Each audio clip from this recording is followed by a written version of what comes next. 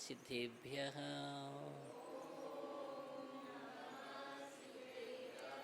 ॐ नमः सिद्धेभ्यः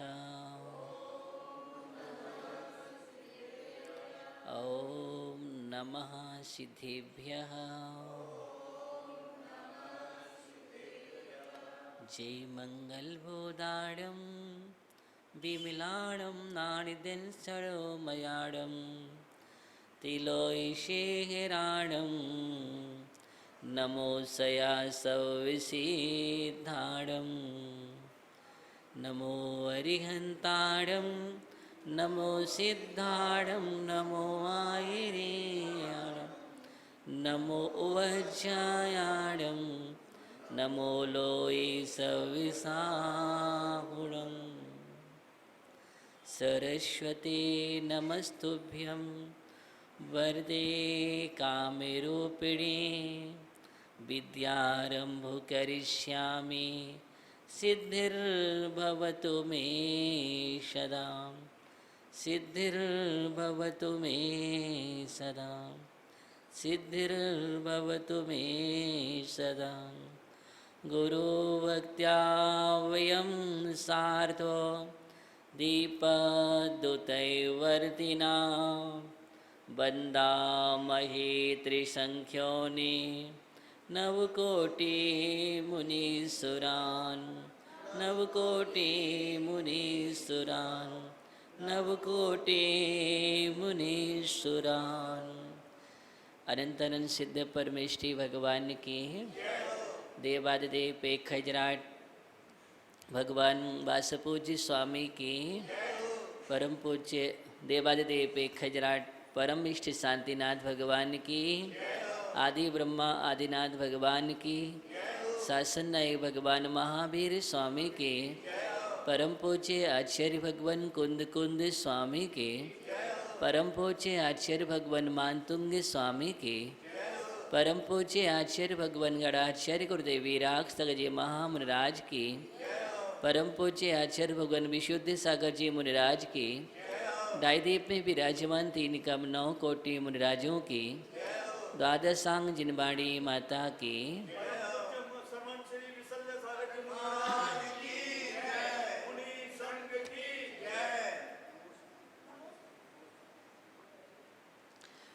हम सभी यहाँ पर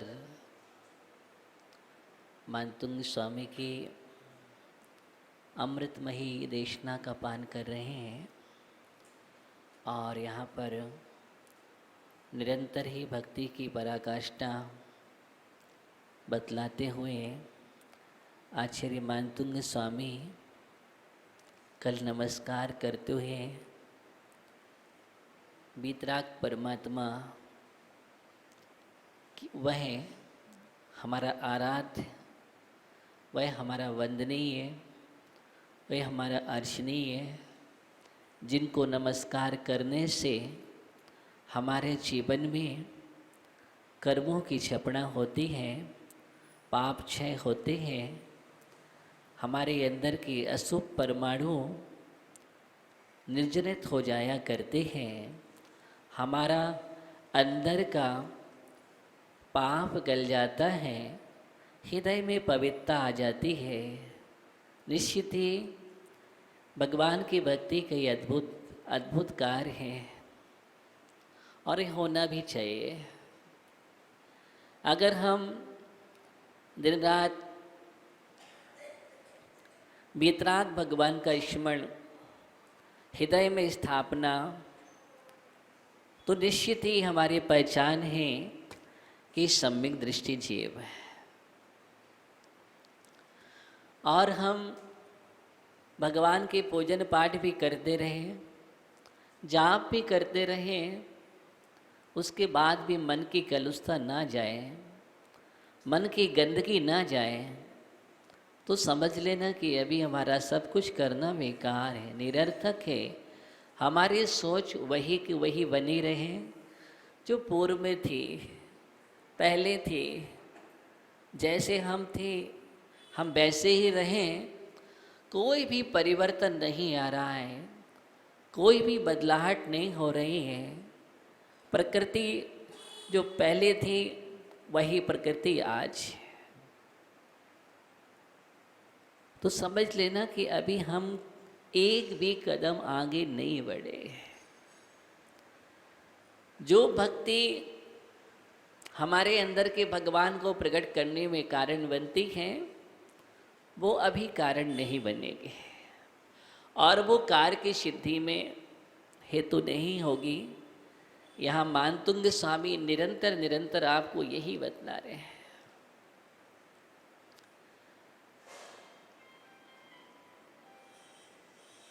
उमंग और उल्लास जो होना चाहिए वो भी शायद जीवन में नहीं है, नीरसता है। और भक्ति नीरस नहीं होती है, भक्ति सरस होती है। भौरा जब पराग लेता है, मकरंद लेता है, तो उसके लिए इतनी लीनता हो जाती है, भूल भी जाता है कि मैं कहाँ हूँ, मस्त हो जाता है। बस ऐसे ही मकरंद का रस पान करने का नाम भक्ति है। वह भूल जाता है मैं कहाँ हूँ, वो यही सोचता है कि मैं तो आनंद में हूँ। किस में हूँ? आनंद में हो। और ये बात अगर हम नहीं सोच पा रहे अभी मुझे वो आनंद नहीं है। यहाँ पर इतना अच्छा भक्तांबर का स्त्रोत चल रहा है, लेकिन जो आनंद लेना चाहिए वो आनंद लेने का हमारे अंदर, उसके लिए वो पुण्य चाहिए। उसके लिए एक विशिष्ट क्वालिटी का पुण्य चाहिए। अंततः हम ड्यूटी करना तो जानते हैं, लेकिन जीवन को ब्यूटी नहीं कर पा रहे। ड्यूटी अलग बात है, आए हमें क्रिया करना है और हम चल दिए। देखिए दोनों में अंतर है। मैंने एक बात कहा था, धार्मिक होना अलग बात है और धर्मात्मा होना अलग बात है। धार्मिक और धर्मात्मा में बहुत बड़ा अंतर है। धार्मिक बहुत लोग मिल जाएंगे, लेकिन धर्मात्मा उंगलियों पर गिनने के लायक। धार्मिक होना क्वालिटी नहीं है, धर्मात्मा होना क्वालिटी है। चुनरिया ओढ़ने का नाम धर्मात्मा नहीं है। आप लोग खुश मत हो जाना इसलिए हम लोग अच्छे बैठे हैं, मैं ये नहीं कह रहा हूं कि आप नज़र आपकी पीली की ओर पहुंच जाए, सफ़ेद की ओर पहुंच जाए और आपको हम अच्छे हैं, रंगीन नहीं है। इसका ये मतलब नहीं है। मैं उस हृदय की बात कर रहा हूँ, उस आत्मा की बात कर रहा हूँ, उस मन की बात कर रहा हूँ, चित्र की बात कर रहा हूँ, जो धर्मात्मा की पहचान है। हमने बहुत बहुत बहुत हम प्रतिदिन करते हैं, पढ़ते हैं, और पढ़ने के बाद हमारे जीवन में कोई परिवर्तन नहीं हो पा रहा है। वही स्वभाव है मेरा। गुस्सा हम जो पहले करते थे वो आज कर रहे हैं। जो क्रोध कसा मेरे पास थी वही है, मान वही है, मायाचार्य वही है, लोभ वही है, राग वही, द्वेष वही है, वही हमारी आदत पड़ी हुई है। सोच में कोई परिवर्तन नहीं आया है, तो समझ लेना आप धर्मात्मा नहीं। धार्मिक होकर के आप क्रिया करके तो चले जाएंगे। धार्मिक सिर्फ क्रिया और धर्मात्मा आचरण। धर्मात्मा आचरण और धार्मिक क्रिया। धर्मात्मा का मतलब है गन्ने की मिठास। धर्मात्मा का मतलब गन्ने की मिठास, और धार्मिक होने का मतलब जलेबी की मिठास।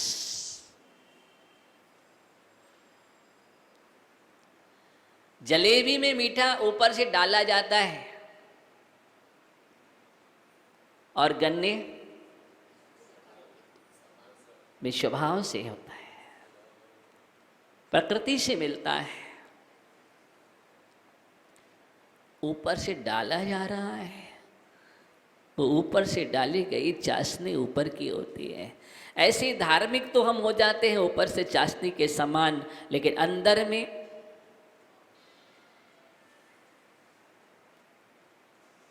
अंतर है।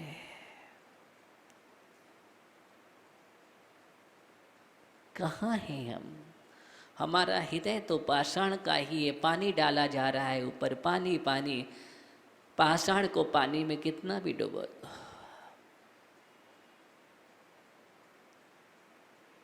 और एक रुई होती है, रुई को पानी में डुबो दो, चारों ओर से लबालब भर जाती है,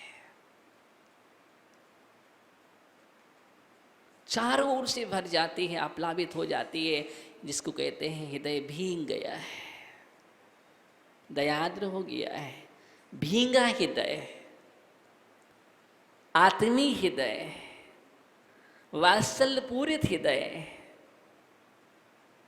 जिसमें रसधार बह रही है। क्या बह रही है? रसधार बह रही है, भावों से भीग चुका है, वो धर्मात्मा है। और जो सिर पर ऊपर के सतह में है, अंदर में कोई गीलापन नहीं हुआ, कोई परिवर्तन नहीं हुआ, वही का वही पाषाण हृदय जो था है। पर ऐसे लोगों के लिए कहा जाता है कि भव भव में पूजन की नहीं, भव भव में दान दिया, भव भव में स्वाध्याय किया, भव भव में, लेकिन अंतर, वो ऐसे लोगों के लिए कहा गया है।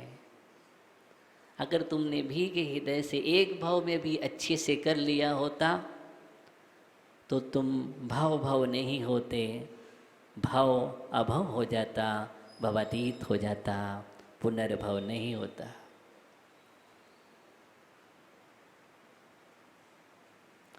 एक बार अपने जीवन में आचरण करके देखो, ये भक्ति का आनंद फूटता है,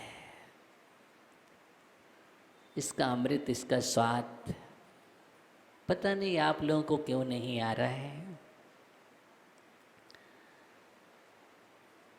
हो सकता है अमृत पान करने की आदत नहीं बनी है। एक बार अमृत पा लेंगे तो फिर हमारा छूट जाएगा सब कुछ। इस दृष्टि से आप छोड़ना नहीं चाह रहे हो कि जो मैं कर रहा हूँ मेरा सब छूट जाएगा, फिर मुझे वीतरागता के रंग में रंगना पड़ेगा, और एक बार वीतरागता का रंग आ गया तो ये सब कुछ रंग दूर हो जाएंगे, फिर रंगीन कपड़े छूट जाएंगे, ये रंग बिरंगे सब कुछ छूट जाएंगे। इसलिए पदमचंद जी प्रयास नहीं कर रहे हैं। नहीं नहीं, आप महाराज कहते रहो, कोई फर्क नहीं पड़ने वाला, लेकिन मैं कैसे अभिषेक पूजन कर लूँगा, कैसे कर लूँगा, परिवर्तन आ जाएगा जीवन में। नहीं नहीं, हाँ मैं कभी कभी पहन लेता हूँ ताकि कभी कभी का परिवर्तन, एक दिन पहन लिया, कभी कोई विशेष प्रसंग पर पहन लिया, तो बस यही तो अंतर है। हमारे अध्यक्ष जी और मंत्री जी की विशेषताएं हैं ये। क्या करूं? अंत महाराज ज़्यादा अगर उसमें चला जाऊंगा फिर बिची कमंडल लेना पड़ेगा, इसलिए उसका प्रयास नहीं कर रहा हूं। सोचिएगा, सभी लोग और ज़्यादा अगर अमृत पान कराने की बात की जाएगी तो महाराज हम अभी ऐसे बैठे हैं, वो भी छूट जाएगा। ओहो हो ज्ञानियों, क्या करूं, कौन सी मति, कौन सी मति। सोचना आप अपने अंदर से, इस भाव में अगर गुरुजन तुम्हें प्रेरणा दे और वो प्रेरणा तुम्हारे अंदर ना पहुँचे, कौन सा हृदय है। मैं हृदय पूछ रहा हूँ आपसे, प्रश्न कर रहा हूँ, कौन सा हृदय कहलाएगा पदमचंद जी? उस हृदय को क्या कहेंगे? हाँ, क्या नाम देंगे हम उस हृदय का? हम नहीं कह रहे हैं, आपसे ही पूछ रहे हैं, आप जो संज्ञा रख दें। हाँ सुनील भैया, ज्ञानी, हाँ कौन सा हृदय कहलाएगा? अच्छा आप ही बताओ, विजय भैया आप तो बतलाओ, कौन सा हृदय कहेंगे? किस क्वालिटी में आएगा वो? शांत हो गए आप लोग? हाँ, भीगा हृदय कि फीका हृदय? कौन सा हृदय है? भीगा है कि फीका है?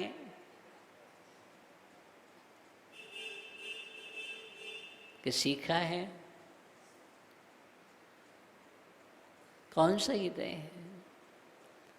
एक वो है जो सिर्फ सीखते हैं, एक वो है जो सीखना भी नहीं चाहते हैं, और एक वो है जो सीख करके आचरण में उतर जाते हैं। इसलिए मैंने 3 प्रकार का हृदय कहा है। एक सिर्फ सीख लेते हैं लेकिन आचरण में नहीं उतारते हैं, सीखा हृदय। सिखाते भी हैं,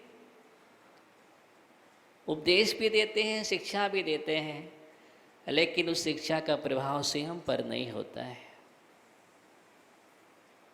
और एक वो हृदय है जो सीखना भी नहीं चाहते हैं, एकदम फीके हृदय वाले हैं, जिन्हें कोई फर्क नहीं पड़ता है क्या करना धर्मोपदेश सभा से, क्या करना है प्रवचन में बैठने से, स्वाध्याय में बैठने से, क्या रखा हुआ है। 1 घंटा यहाँ बैठेंगे, इससे अच्छा 1 घंटा हम बाहर की दुनिया की सैर करके कम से कम अनंत कर्म के परमाणु बांध लेंगे। कितने? अनंत कर्म के परमाणु बांध लेंगे और यहाँ पर वो छूट जाएंगे, नुकसान हो जाएगा हमारा। इसलिए नुकसान की वजह से नहीं बैठना चाहते। कौन देगा यहाँ 45 मिनट का समय, 40-45 मिनट का समय? वहाँ 40 मिनट से 45 मिनट हम दुकान में खोल के बैठ जाएंगे बिजनेस, तो हमारा कम से कम प्रॉफिट तो होगा। यहाँ पर लॉस नहीं चाहते वो लोग। ऐसा हृदय होता है फीका हृदय। कौन सा? फीका हृदय, जिसने जैन दर्शन में इतना अच्छा भाव पा करके इस बात को ही नहीं समझा है कि लॉस कहाँ है, प्रॉफिट कहाँ है। हमें तो ये लग रहा है कि वो अच्छा व्यापारी ही नहीं बन पाया है। अच्छा व्यापारी वो होता है, समझता है कि देखो प्रॉफिट कहाँ है, लॉस कहाँ है। जैन दर्शन का हर भक्त और हर जो जैन है वो समझता है, यही कारण है सबसे ज़्यादा प्रॉफिट का स्थान हमारे पास है, दुनिया में कहीं नहीं है। अशोक भैया, दुनिया में कहीं भी चले जाना, कहीं नहीं मिलेगा ऐसा जहाँ प्रॉफिट मिलता है। ये पूरी बात तो आचरमानतुंग स्वामी इन काबू में कह रही है कि प्रॉफिट ही है, लॉस नहीं है तुम्हारा। और जहाँ तुम घूम रहे हो वहाँ लॉस है। लेकिन मेरे अंदर की विपरीत धारणा तो देखो कि हम जहाँ प्रॉफिट होता है वहाँ लॉस समझते हैं, और जहाँ लॉस हो रहा है वहाँ प्रॉफिट समझते हैं। इसको क्या बोलेंगे छोटू भैया? बस यही हमारे जीवन की अज्ञानता है, विपरीत धारणाएं हमारे जीवन में, और वो हृदय ही फीका हृदय कहलाता है। ऐसे हृदय में कोई गुंजाइश नहीं होती है।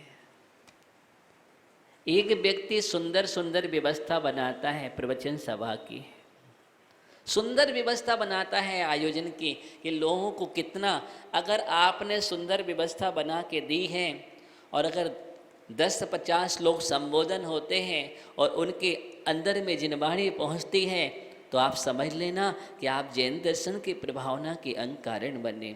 और अगर आप उसमें व्यवधान खड़ा करते हैं तो समझ लेना तुम जैन दर्शन के शत्रु हो गए। क्या हो गए? शत्रु हो गए हैं। इसलिए व्यवस्थाएं हमें और अच्छे से अच्छी देना चाहिए, ना कि हमें अव्यवस्था करना चाहिए। इस प्रकार की कालुष नहीं होना चाहिए हृदय में। कालमा युक्त हृदय माना जाता है। सोच ओछी है, बुद्धि एकदम कम मानी जाती है, जिसके अंदर है ही नहीं ऐसा लगता है। मतलब जिस चीज़ को हमें महत्व देना चाहिए, तीर्थंकर की देशना साक्ष्य जो मिल रही है उसके लिए बहुत जरूरी है, लेकिन उसमें अगर हमारा उत्साह नहीं बन पा रहा है तो समझ लेना अभी हम बहुत दूर हैं। जो चीज़ रहस्यपूर्ण चीज़ है उसको नहीं समझ पा रहे हैं, सिर्फ हमने क्रिया की, अब भगवान तो कुछ बोलते नहीं हैं, आए चढ़ाया चल दिए जैसे भी करो, अब गुरु बोलते हैं।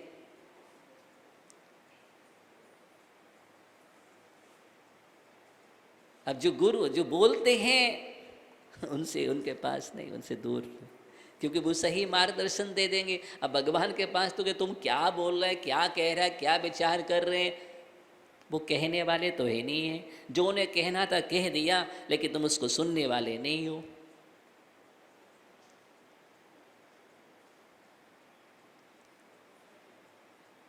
ध्यान दो, वो वीर हिमाचल से निकली गुरु गौतम के कुंड, गौतम के कुंड से प्रभावित होकर के वो मुर्राजों के माध्यम से ही प्राप्त होती हैं, वीर देशना, और कहीं से नहीं मिलती हैं। ध्यान देना। तो हम कहाँ हैं, इस बात की मैं बात कर रहा हूँ। 3 प्रकार का हृदय हमने बतलाया है। अब आपको देखना है हमारा हृदय कौन सा है और आपको राइट कहाँ करना है। ध्यान देना। बोले महाराज ये हृदय मिलेगा नहीं, खोजने के लिए तुम पलटाने लगो पृष्ठों को कहीं कहीं। महाराज ने 3 प्रकार का हृदय बतलाया था, ये तो कहीं लिखा नहीं है। हाँ नहीं मिलेगा लिखा हुआ, मैंने तो चिंतन से बता दिया आपको, तो याद कर लो, एकदम याद कर लो, नहीं तो कहीं प्रतियोगिता में आ जाए और आप इधर उधर खोजो, परेशान हो जाओ। तो आचार्य महंतुंग स्वामी यहाँ पर इस काव्य में बतला रहे हैं कि तुभ्यम नमस्ते त्रिभुवनार्ति हराय नाथ। हे भगवान आपको नमस्कार हो। नमस्कार इसलिए नहीं हो कि आपका बहुत बड़ा समोशन लगा हुआ है, आपके पास 4 निकाय के देव आ रहे हैं, आपके पास छत्र छमर विभूति है, पंचाश्चर्य हो रहे हैं, ऐसा दिव्य विभूति दिख रही है। नहीं नहीं, इसलिए नमस्कार नहीं कर रहा हूँ मैं आपके लिए, बिल्कुल नहीं। अभी तक उन्होंने कह दिया कि इसलिए नमस्कार नहीं कर रहा हूँ। उन्होंने एकदम बतला दिया कि इसलिए नमस्कार कर रहा हूँ कि आप ऐसे ऐसे गुणों से युक्त हैं जो अन्य अन्य कहीं भी नहीं पाए जाते हैं, जो अन्य स्थानों पर कहीं भी विद्यमान नहीं है, मिलेगी ही नहीं खोजने से। इसलिए मैं आपको नमस्कार कर रहा हूँ। देवागम नभो याने चामरादि विभूतिया मायावी स्वपि दृश्यन्ते नातस्तुमसि नो महान। आचार्य शमंतभद्र स्वामी आप मीमांसा न्याय के ग्रंथ में कह रहे, देवागम स्त्रोत जिसको बोलते हैं, न्याय परक स्तुति की गई है, न्याय दर्शन का ग्रंथ है आप मीमांसा। पहली कार का उन्होंने लिखी है, भगवान मैं आपके लिए इसलिए नमस्कार नहीं करता हूं, अगर हम बाह्य को देख करके नमस्कार करने लगे तो फिर तो गलत हो जाएगा। कोई बहरूपिया भी बना करके बैठ सकता है। और रानी रेवती की परीक्षा करने पहुंचा तो उन क्षुल्लक जी ने कितने सारे रूप धारण कर लिए। कभी एक दिन किसी में का रूप, फिर दूसरे किसी का रूप, कहीं ब्रह्मा का रूप बनाया, कहीं विष्णु का रूप बना, कहीं महेश का रूप बनाया, और अंत में फिर भी रानी रेवती नहीं पहुंची तो तीर्थंकर का रूप बना करके बैठ गए। उसके बाद भी रानी रेवती नहीं पहुंची। अब आप सोच सकते हैं चलो कोई बात नहीं, कहीं नहीं गए, लेकिन तीर्थंकर का जब समोशन लग गया तब तो जाना चाहिए ना। और मुनराज आ गए तो चलेगी। मुनराज मुद्रा लेकर के या क्षुल्लक जी मुद्रा लेकर के कोई भी तत्काल पड़गाहन के लिए तैयार हो गई वो। और तीर्थंकर का समोशन लगा था तब नहीं गई। बड़ा आश्चर्य, क्यों? आप बोलेंगे तत्व का श्रद्धान, हाँ ये तत्व का श्रद्धान, ये है तत्व का श्रद्धान। इसको बोलते अमूढ़ दृष्टि। क्या बोलते हैं? अमूढ़ दृष्टि है, मूर्ता नहीं थी कि जो किसी ने ऐसा कह दिया हमने वैसा कर लिया। नहीं नहीं नहीं, इतनी आस्था थी गुरुओं पर, जो निर्गंथों ने कहा है वही सत्य है। क्या है? वही सत्य है। क्यों? क्योंकि तीर्थंकर 24 हो गए और भारत ऐरावत क्षेत्र में तीर्थंकर 24 ही होते हैं। इसमें कोई परिवर्तन नहीं कर सकता, न हो सकता, न हुआ है, न होगा। अकाट सत्य है। तो फिर 25वां तीर्थंकर कहाँ से आ गया? समझ रहे हैं? ये 25वां तीर्थंकर कहाँ से आया? और 25वां तीर्थंकर है तो इसका मतलब तीर्थंकर नहीं है, बहरूपिया है।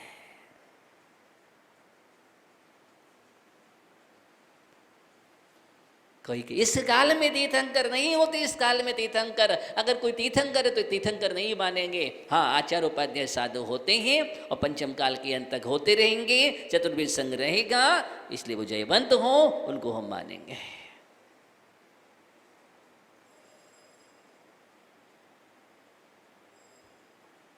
एक है तत्व श्रद्धा, अकाट तत्व श्रद्धा, ये होती है। इसने ऐसा नहीं घोषित कर दिया हमने वो फलाने फलाने तीर्थंकर, नहीं नहीं, बिल्कुल भी नहीं।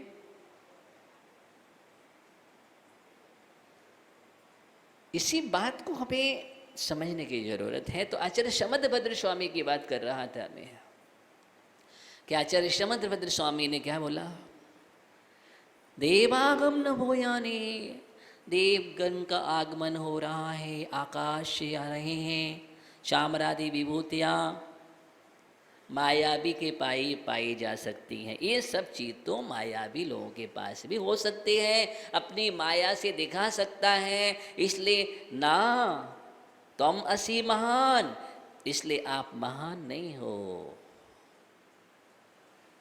शमदभद्र स्वामी भगवान से कह रहे हैं और भक्त भगवान से चर्चा करता है।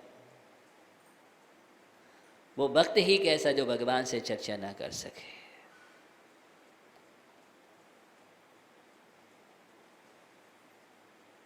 भक्त भगवान से सीधी वार्ता करता है, इनडायरेक्ट नहीं, डायरेक्ट है, सीधा परिचय है भगवान से। किससे?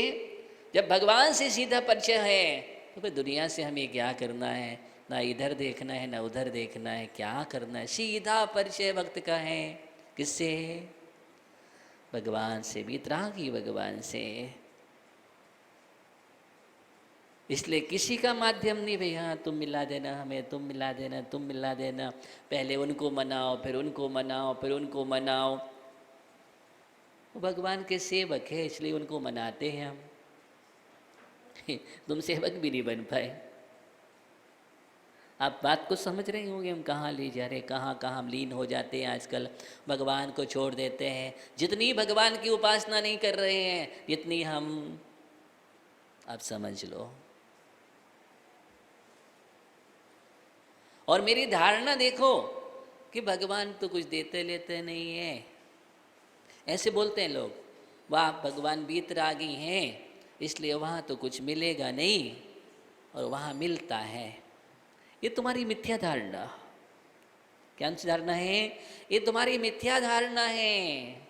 तुम मिथ्या दृष्टि रहोगे, सम्यक दृष्टि नहीं हो सकते हो अगर ऐसा विचार तुम्हारे अंदर है। विचार ये होना चाहिए, अरे संसारी जीव क्या देंगे, जैसे हम संसार में भ्रमण कर रहे हैं वो भी संसारी ही है।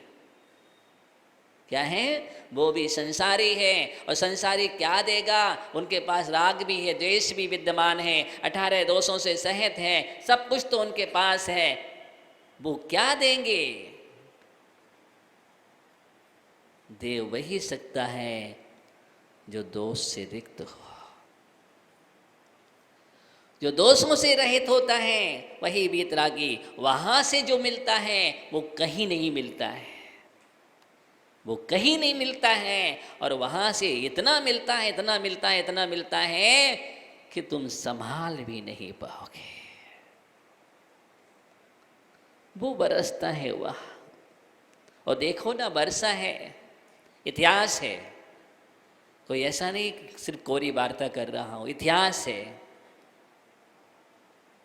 आज जितने भी चक्रवर्ती, सम्राट, तीर्थंकर, इंद्र, बोलो कहाँ से होते हैं? वीतराग शासन की उपासना करके। किसकी?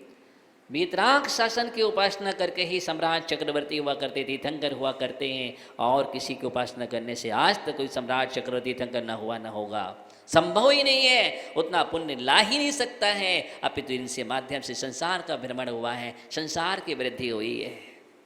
किसकी? संसार की वृद्धि हुई है। कर्म से कर्म का बंध करना है। ये क्या है? कर्म से कर्म का बंद करने की श्रृंखला है। एक कर्म बंद करने की श्रृंखला नहीं है, ये बंध करने की और बंध को बढ़ाने की, बंध का प्रबंध करने की श्रृंखला है। ध्यान देना। तो आचार्य मानतुंग स्वामी नमस्कार कर रहे हैं। मुझे तो बहुत आनंद आ रहा है, आपको आनंद हो, लेकिन मुझे तो आनंद आ रहा है।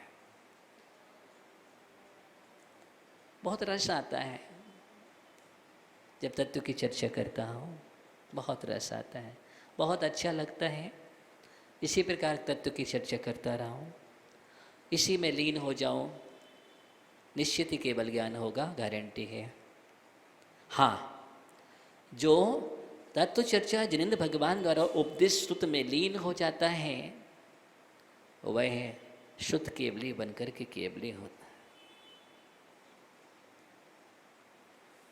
शुद्ध केवली बनकर के केवली होगा और अन्न माथा नहीं ले जाता है। बस इस माथे में, मस्तिष्क में, हृदय में एक ही अमृत हो। क्या हो? एक ही अमृत हो, वो जिंदेशना रूपी अमृत हो, और कुछ भी नहीं चाहिए। ऐसा अमृत भरा हो। आचार्य मानतुंग स्वामी के अंदर क्या अमृत भरा था, उसी की यहाँ पर तुभ्यम नमस्ते। आरती हराए आप, तीन लोक के कष्टों को हरण करने वाले। तुभ्यम नमः श्रीतलामल भूषणाय, आप पृथ्वी तल के अमल आभूषण हैं, निर्मल आभूषण, इसलिए नमस्कार हो। आप तीन जगत के परमेश्वर हैं, आप ही परमेश्वर हैं, परमेश्वर हैं, इसलिए नमस्कार हो। भवोदधि शोषणाय, संसार रूपी समुद्र के शोषण करने वाले हैं, इसलिए आपको नमस्कार हो। ऐसा नमस्कार किया है 26 नंबर काव्य में, और आज हम बढ़ते हैं 27 नंबर काव्य की ओर। को विस्मयोत्रे यदि नामि गुणैरशेषैः,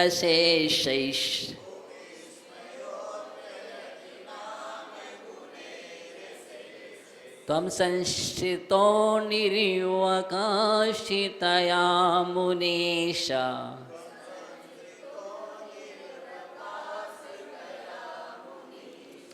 दोषैरूपाति विविधाश्रय जाति गर्वै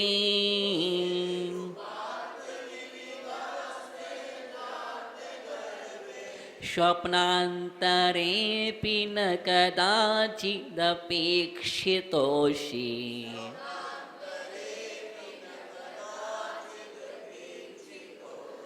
को विस्मयोऽत्रेयदीनामि गुणैरशेषैः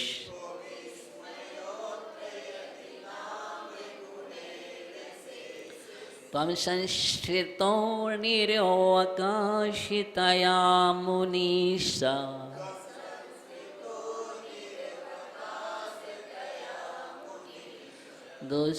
दोषैरूपाति विविधाश्रय जाति गर्वैः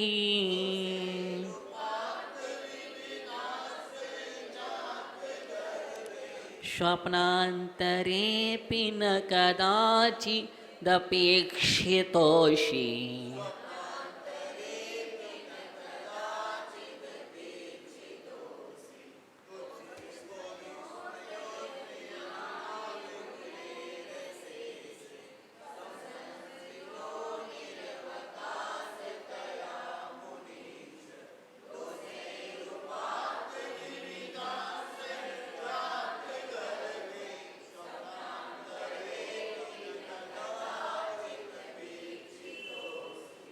यहाँ पर इस काव्य में आचार्य मानतुंग स्वामी क्या कह रहे हैं देखें। मुनीश है मुनियों के ईश्वर, यदि नाम के होने पर त्वम माने आप, निर्वकाशतया निरंतर आने वाले, निर्वकाश निरंतर आने वाले, गुण ही अशेष ही, यहाँ पर अशेष ही, समस्त तीनों सा का प्रयोग हुआ है इसमें। समस्त अशेष ही माने समस्त गुण ही, गुणों के द्वारा, समस्त गुणों के द्वारा संस्कृतः आश्रय को प्राप्त हुए, आश्रय को प्राप्त हुए तो अत्र माने इसमें कहा विस्मयः, को विस्मयः, कहा विस्मयः, कहा माने कौन सा, विस्मया माने आश्चर्य है, प्रश्नवाचक, कौन सा आश्चर्य है। आश्चर्य करें, दोष ही उपात्त, उपात्त प्राप्त किया है। क्या, विविध अनेक पुरुषों का आश्रय जात, आश्रय जिन्होंने, आश्रय जिन्होंने अतियो गर्वई, अहंकार को प्राप्त, गर्व माने अहंकार, अहंकार को प्राप्त, गर्वे अहंकार को प्राप्त, क्या, दोष ही, दोषों के द्वारा, दोष ही दोषों के द्वारा, कदाचित अपि कभी भी, स्वप्नांतरे, स्वप्नांतरे अपि स्वप्न दशा में भी, स्वप्न दशा में भी न ईक्षता, कदाचित अपि ईक्षता असि, संधि विच्छेद करेंगे, कदाचित अपि ईक्षतः असि, कदाचित अपि कभी भी, स्वप्नांतर स्वप्न में भी, स्वप्न दशा में भी, न ईक्षता, ईक्ष देखने के अर्थ में आता है, ईक्ष धातु ईक्षतः न असि हो, अर्थात नहीं देखे गए हो, नहीं देखे गए हो, स्वप्न में भी नहीं देखे गए हो। अत्र अपि कहा विस्मया, अत्र अपि इसमें भी क्या आश्चर्य, अत्र अपि इसमें भी कहा विस्मया, क्या आश्चर्य है, अर्थात कोई आश्चर्य नहीं है। यहाँ पर गुण और दोष की चर्चा की जा रही है। इस काव्य में ये बतला रहे हैं कि जब गुणों ने आकर के आपका आश्रय ले लिया, किसने, जितने भी गुण थे वो आप में समा गए। गुणों ने आपका आश्रय ले लिया, और जब गुणों ने ही पूर्ण रूप से आपका आश्रय ले लिया, गुणों को उत्तम स्थान कहीं नहीं मिला, गुण खोजते रहे, ढूंढते रहे कि आश्रय में कहाँ लूँ, कोई ठिकाना नहीं मिला, एक ही ठिकाना वो वीतरागता का था, तो गुण वही समा गए, अन्य कोई स्थान नहीं था। गुणों ने भी नहीं चुना किसी को, देखना, गुणों ने किसी को चुना नहीं, कोई चुनने लायक था नहीं, चुनाव किसका किया जाए, एकमात्र चुनाव था, वीतरागता था। तो घूमते घूमते सब जगह घूमे, अंत में वीतराग भगवान मिले, शरण मिले, तो वहां पर गुणों ने आश्रय ले लिया। यही स्थान है, इन्हीं को चुन लो, अब दुनिया में कोई चुनने लायक नहीं है। और जब गुणों ने चुन लिया तो दोस्त जब देखते हैं दूर से भाग गए कि अब मेरे लिए कोई स्थान नहीं है, इसके लिए मेरे लिए कोई भी स्थान बचा ही नहीं है, इसलिए दोस्त दूर से ही भाग गए, स्वप्न में भी नहीं भटकते।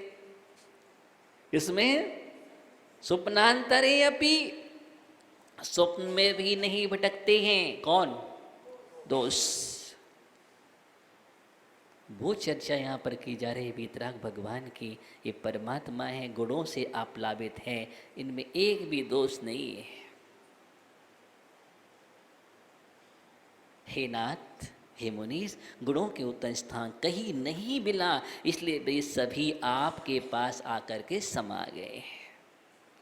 और दोषों को आपके पास कोई स्थान ना मिला, इसलिए स्वप्न में भी दोषों ने आपको नहीं छुआ,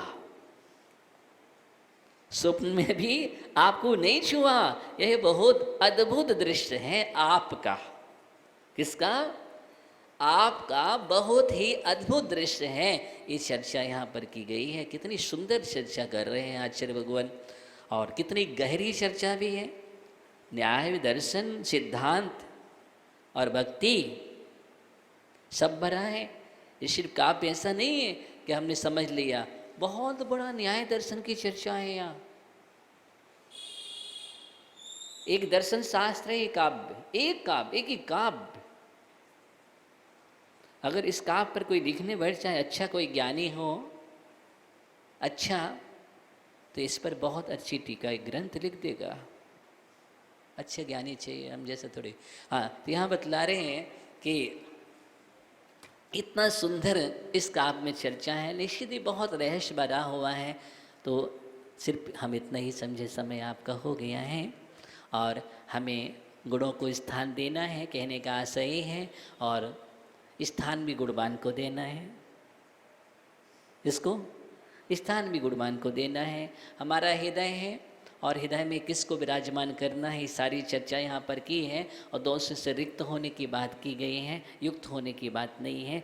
तो हमें किससे मुक्त होना है और किससे युक्त होना है, ये चर्चा इस काव्य में है।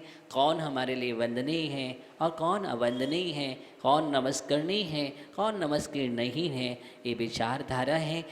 ये हमें सोचना है, विचार करना है। हमारे जीवन में अंधकार क्या है और प्रकाश क्या है, ये सारी चर्चा की जा रही है। हम भक्ति के माध्यम से समझें, इसी भावना के साथ ओम नमः शिदेभ्यः। चलिए जाप कर लेते हैं। ओम ह्रीं मरियं नमो तत्तवाणम्। ओम ह्रीं मरियं नमो तत्तवाणम्। ओम ह्रीं मरियं नमो तत्तवाणम्। यहाँ पर तप्त रिद्धि से संपन्न जो तप्त रिद्धि है, ऐसे ऋषिराज जीव भोजन करते हैं तो उस रिद्धि के प्रभाव से वह मल मूत्र नहीं बनता, अर्थात वह रस भाग में ही परिणत होता है, मलमूत्र में परिणत नहीं होता है। इसलिए ऐसे रिद्धि संपन्न मुराजों की हम वंदना करते हैं। ओम नमः सिद्धेभ्यः।